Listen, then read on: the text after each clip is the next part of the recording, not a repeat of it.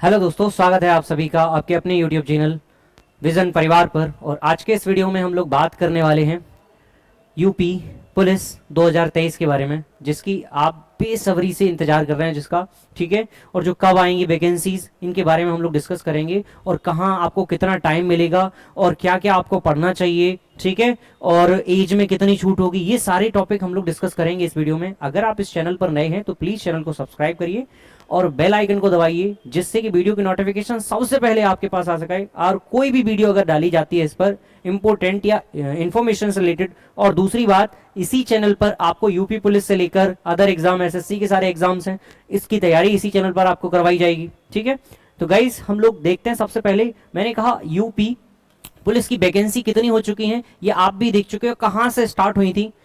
35,000, फिर 26,000 से फिर 35,000, फिर 52,000, फिर उसके बाद कहां तक पहुंच चुकी हैं तो आप अभी देख सकते हो 62,000। और ये पता नहीं कहां तक और पहुंचे, अभी भी इसमें क्या पता इंक्रीजमेंट और ज्यादा हो जाए, ठीक है।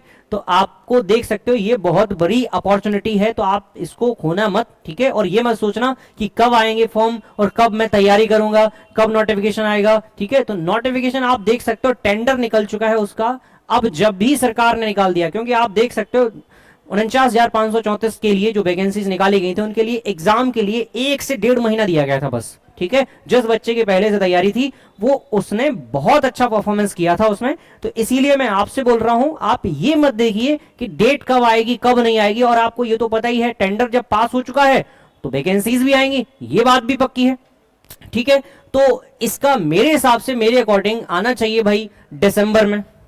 दिसंबर में कम से कम आना चाहिए, इसको दिसंबर में कम से कम इसके फॉर्म निकल जाने चाहिए। और 1 से 1.5 महीना ही लगेगा मेरे हिसाब से, 2 महीने या मैक्सिमम, इतने से ज्यादा आपको टाइम नहीं मिलेगा, ठीक है। तो इसलिए मैं बता देता हूं, जितना जल्दी हो सके, क्योंकि इलेक्शंस आने वाले हैं, जितना जल्दी हो सके आप अपनी प्रिपरेशन को स्टार्ट कर दो अभी से भी। अगर आप बहुत मेहनत करेंगे, कोई यूपी पुलिस कोई इतना बड़ा एग्जाम नहीं है, ठीक है। आप अगर अभी से मेहनत करेंगे तो बहुत अच्छा परफॉर्मेंस करेंगे और आपकी कट ऑफ भी क्लियर होगी, ठीक है। क्योंकि आपके पास दूसरा कोई मौका थोड़ी ना है। आप ये बताइए, आपके पास पढ़ाई के अलावा कोई दूसरा चारा हो तो बता दो आप, ठीक है। तो आपके पास तो एक ही है मौका कि आप ये सोचो कि नोटिफिकेशन आएगा तब पढ़ेंगे, आ गया तो फिर क्या कर लेंगे आप, समझ रहे हो। तो यहां पे अगर आपको मैं बता दूं मेरे अकॉर्डिंग, या मैं अपने अनुमानित डेट में बता सकता हूं कितनी, दिसंबर में लगभग आपका एग्जाम, ये जो है नोटिफिकेशन इसका आ सकता है, या फिर कह सकते हैं फॉर्म ऑनलाइन होना स्टार्ट हो सकता है, ठीक है। और हो सकता है अगर मान लो दिसंबर से आया तो इसमें एज से रिलेटेड क्या रहेगा, तो एज में कितनी छूट रह सकती है, क्या छूट रह सकती है, तो आप देख सकते हो, ठीक है। एज से रिलेटेड क्या रह सकती है आपकी छूट, ठीक है। तो अगर मैं बात करूं एज की, तो एज की मैं बात करता हूं, एज की, तो एज की वैसे तो आपको पता ही है, एक रिलैक्सेशन मिलता है जो ओबीसी को कितने साल का, 5 साल का मिलता है, जो 3 साल का मिलता है, और एससी को मिलता है 5 साल का। इस तरीके से छूट मिलती है आपकी, ठीक है। और जनरल का आपका 22 साल रहता है एज। लेकिन आप ये बताइए, जब लड़का जो जनरल का था वो क्या करेगा?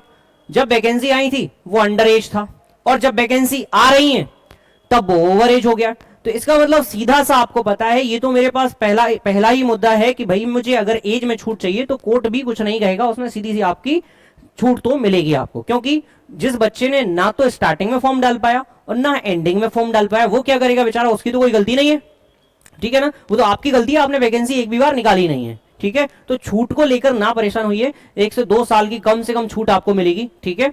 छूट आपको पक्का मिलेगी डेफिनेटली, ठीक है। और दूसरी बात ये भी है, इसमें सरकार का भी एक है कि मौका वो नए बच्चों को भी दे सकते हैं। कैसे? क्योंकि अगर उन्होंने दिसंबर में ना निकाल के जनवरी में कर दिया तो वो फिर आपका 2024 से एज को काउंट करना स्टार्ट कर देंगे। क्यों? क्योंकि जो बच्चे नए बच्चे हैं उनकी एज काउंटिंग फिर होना स्टार्ट हो जाएगी, और जो नए 18 अंडर एज 18 थे वो 18 के होते ही उनको मौका मिल जाएगा, ठीक है। तो आप देख सकते हो एज की कोई बात नहीं है, लेकिन अभी आप जितना हो सके वो मेहनत करिए, ठीक है। तीसरी बात है आपका,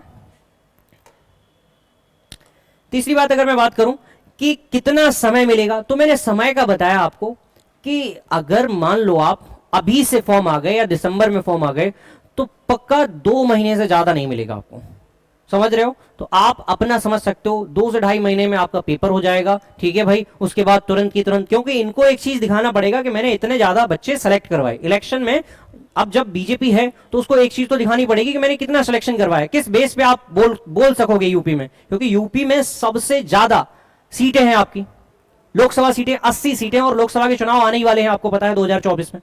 तो आप देख सकते हो सबसे ज्यादा जो है यहीं पे फोकस रहेगा, क्योंकि ये वैकेंसी कम नहीं है, और एक वैकेंसी में अगर यदि कोई लड़का सिलेक्ट होता है तो उसका पूरा परिवार खुश होता है, एक सिंगल नहीं होता है वो, तो समझ सकते हो आप, ठीक है। तो इसमें वोट बैंकिंग का भी बहुत बड़ा रोल रहेगा।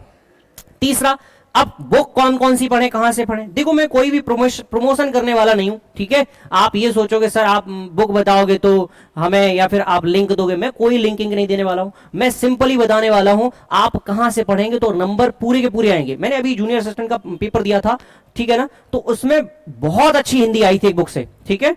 जैसे मान सकते हो आप, मैं आपको एक हिंदी की बुक बता देता हूं, ठीक है। जैसे मान लो इसमें 4 सब्जेक्ट हैं, जिसमें से 3 कोर सब्जेक्ट हैं जो कि मेन है आपके, समझ सकते हो। जिसमें से जैसे मान लो 3 मेन कौन कौन से, जैसे सबसे पहला तो हिंदी है, हिंदी, और दूसरा सब्जेक्ट जो है वो है मैथ्स आपका, ठीक है, और तीसरा है आपका रीजनिंग, और अगर अलग बात करते हैं तो वो है एक आपका जीएस या जीके। जीके तो हिंदी की अगर मैं बात करता हूं तो हिंदी के लिए एक बुक आती है, ठीक है, राज्यपाल, ठीक है, राजपाल या राज्यपाल के नाम से आती है एक बुक, बहुत अच्छी है, ठीक है। चाहो तो मैं इसकी आपको लिंक भी दे दूंगा, ठीक है। उसका कोई प्रमोशन नहीं होगा, मेरे द्वारा नहीं होगी वो लिंक, ठीक है। चाहो तो आप उस पर सर्च कर लेना, खुद ही देख लेना, ठीक है। दूसरा मैथ्स के लिए आपको एक बुक रहेगी, वो बहुत अच्छी बुक है, ठीक है। आप ऑफलाइन में जितनी मेहनत करना चाहें, प्रैक्टिस करना चाहें, एचडी यादव की बुक आती है, अच्छी बुक है, ठीक है। ये सिंपल, आपको अगर अभी आप तैयारी करना चाहते हो, कोई बड़ी स्टैंडर्ड बुक नहीं चाहिए आपको, तो इससे नॉर्मली आपका पेपर में अगर 37-38 क्वेश्चन आएंगे तो आपके आराम से हो जाएंगे वो क्वेश्चंस, ठीक है, अगर आपने ये बुक भी 1 से 2 बार लगा ली तो।